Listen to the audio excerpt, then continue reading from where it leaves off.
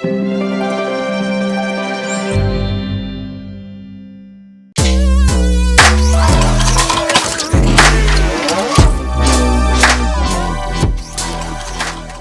baik. Assalamualaikum warahmatullahi wabarakatuh. Waalaikumsalam.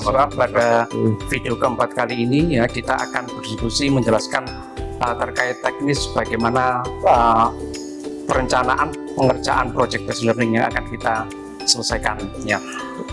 Ini nanti akan lebih detail ya teknis perencanaan ya dan pelaksanaan project based learning bersama Pak Aris. Oke ya, tadi sudah disampaikan oleh Pak David ya, tentang PBL ya, karena tugas dari mahasiswa nanti adalah project based learning ya. Nanti akan membuat video ya, video project ya. Nanti video yang berisi topik yang dipilih pada mata kuliah ya. Di sini adalah mata kuliahnya adalah akuntansi biaya. Kemudian video harus sistematis dalam menampilkan input, proses, dan output. Inputnya apa? Inputnya nanti mahasiswa ya, akan ke perusahaan, kemudian mencari data-data tentang produksi ya, karena di sini nanti akan menghitung harga pokok produksi. Outputnya adalah pembuatan video, di mana video nanti durasinya maksimal adalah 10 menit ya, berupa MP4 ya. Nah, seluruh anggota harus terlibat di dalam pembuatan video ya. Misalnya anggotanya adalah 4 orang, di situ harus terlibat semua dalam proses pembuatan video. Tidak boleh satu yang aktif, yang lainnya pasif ya, seperti itu. Nah, adapun tahapan di dalam menyusun project itu ada 6 step ya. Step pertama adalah mempersiapkan pertanyaan. Pertanyaan yang penting di perusahaan terkait suatu topik materi yang akan dipelajari. Kemudian step kedua adalah menyusun rencana proyek, dan step ketiga adalah membuat jadwal. Nah, itu adalah step-step yang harus diikuti oleh mahasiswa. Ya. Sedangkan step 4, 5, 6 itu adalah tugas daripada dosen, karena berkaitan dengan monitoring ya, monitoring daripada pelaksanaan pembelajaran. Kemudian step ketiga adalah menguji ya, menguji dari apa yang sudah saudara lakukan dalam pembuatan tugas. Dan yang step ke-6 adalah evaluasi pembelajaran berbasis proyek. Nah, itu adalah 6 tahapan menyusun proyek tadi ya. Jadi intinya mahasiswa ada 3 step tadi ya, yaitu mempersiapkan pertanyaan penting terkait suatu topik materi yang akan dipelajari. Kemudian step kedua adalah menyusun rencana proyek. Jadi rencana proyek harus benar-benar disusun sedetail mungkin ya, sehingga nanti di dalam membuat tugas saudara bisa lebih mudah. Dan step yang ketiga adalah membuat jadwal. Itu adalah tugas daripada mahasiswa. Saya tambahkan sini. Untuk step yang kedua ya, jadi karena ini akuntansi biaya baru ya, tentu yang dipilih adalah perusahaan manufaktur ya. Betul, manufaktur, dan kita harus mampu ya mengidentifikasi ya,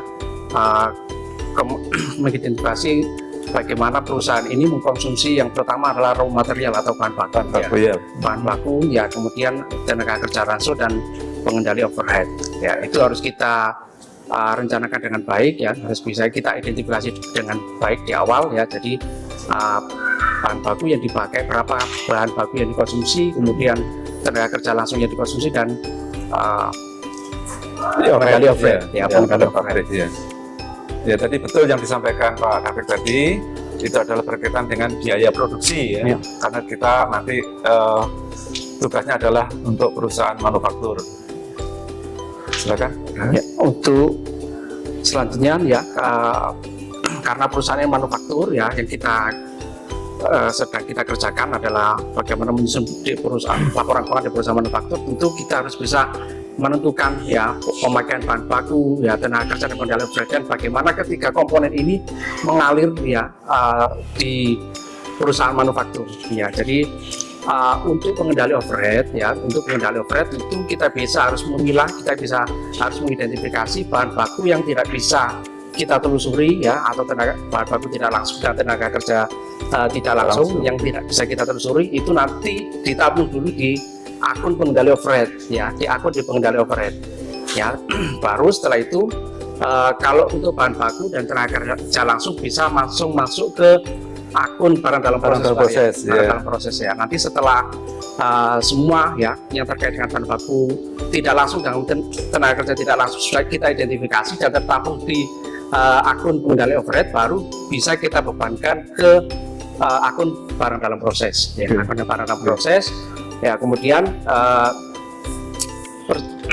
di dalam akun barang dalam proses ini, ya, selanjutnya mengalir ke barang jadi, ya, ke barang jadi. Kemudian barang jadi yang sudah terjual tentu akunnya akan mengalir ke harga pokok penjualan. Oke, baik, ya.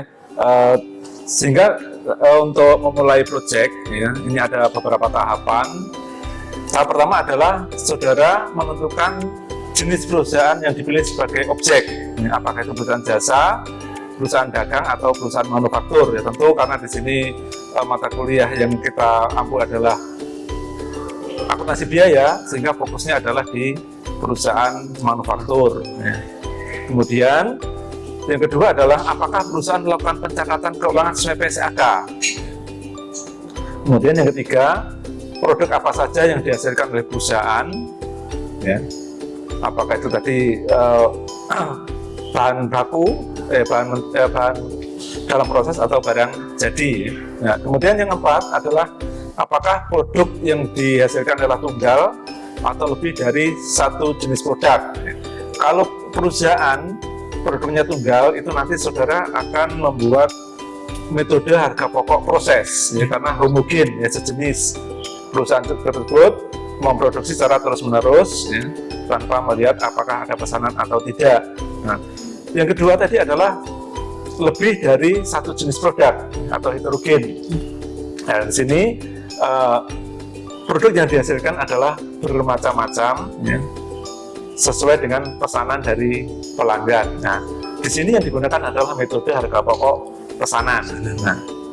Nah, sehingga kita bisa menentukan bagaimana cara menentukan harga pokok produksi tersebut. Ya, apakah metode harga pokok pesanan atau metode harga pokok proses. Ya, baru kemudian bagaimana cara mencatat kerugian produksi. Seperti itu.